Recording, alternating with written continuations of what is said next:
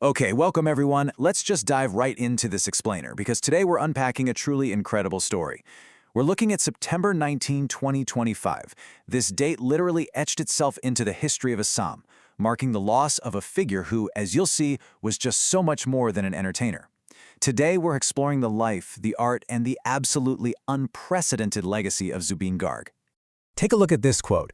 Zubeen voiced our love and heartbreaks, but he also voiced our desperation and frustration at a failing system in society.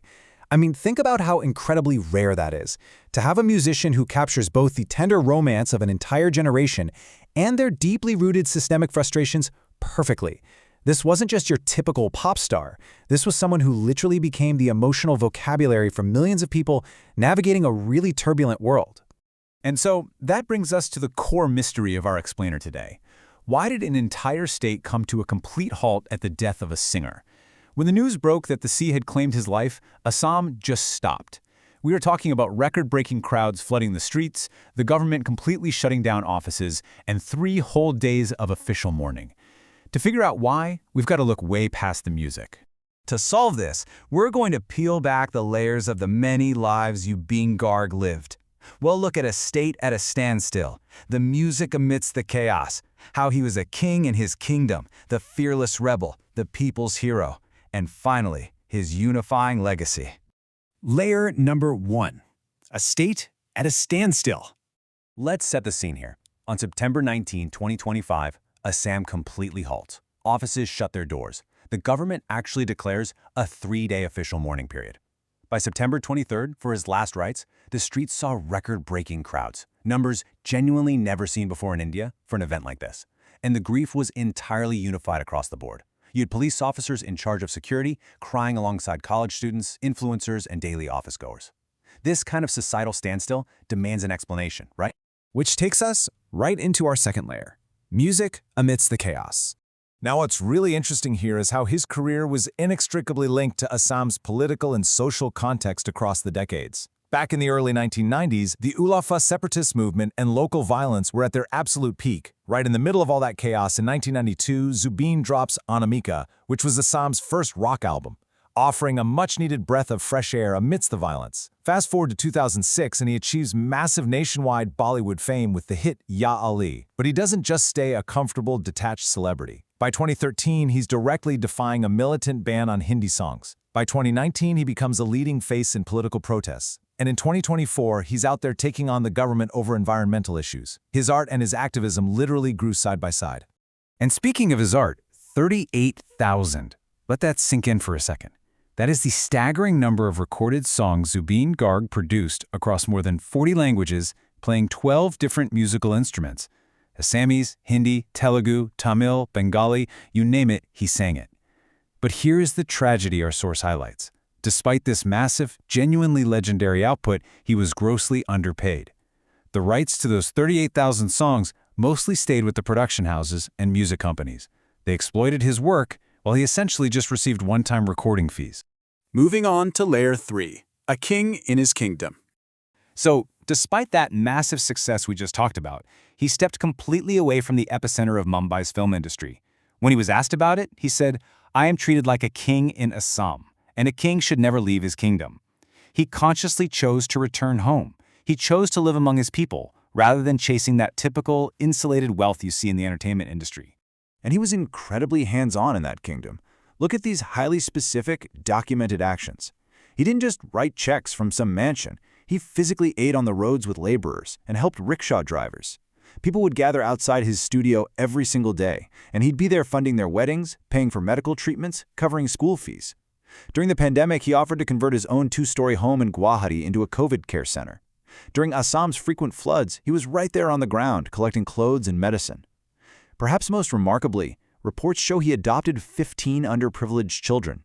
Our source specifically highlights a young girl named Kajali, who was being abused as domestic help. Zubeen actually saw this happening, rescued her, fought a legal battle in court, won, and adopted her. I mean, he was quite literally a real-life hero to his community. This naturally brings us to Layer 4, the fearless rebel.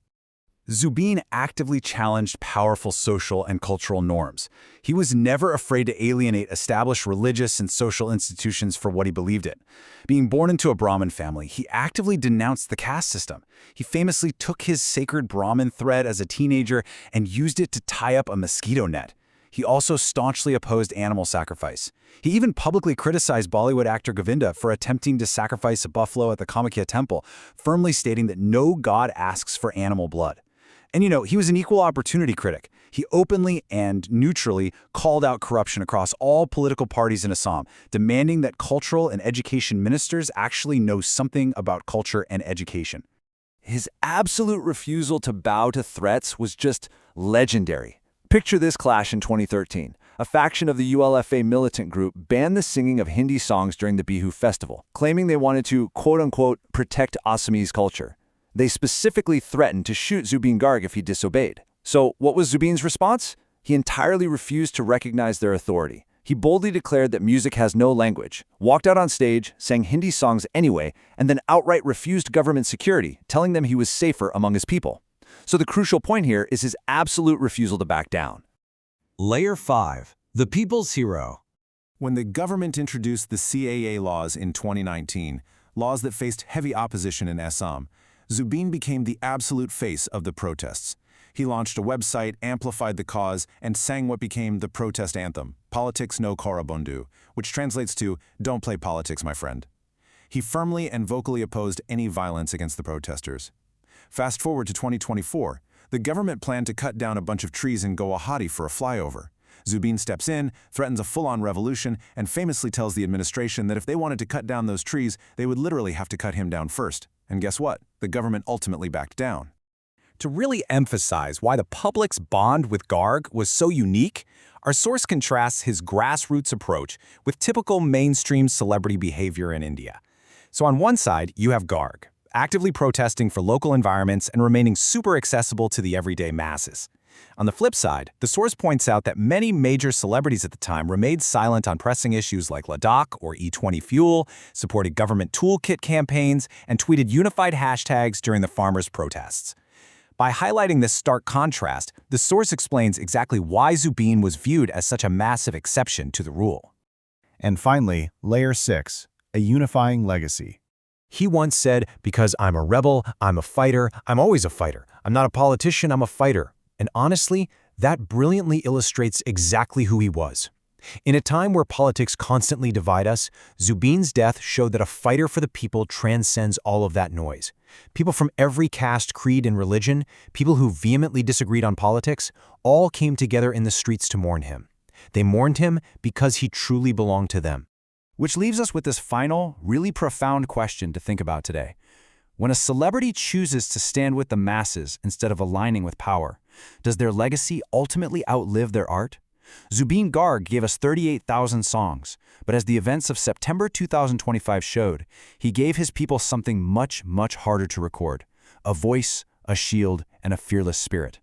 Thank you so much for joining me on this explainer.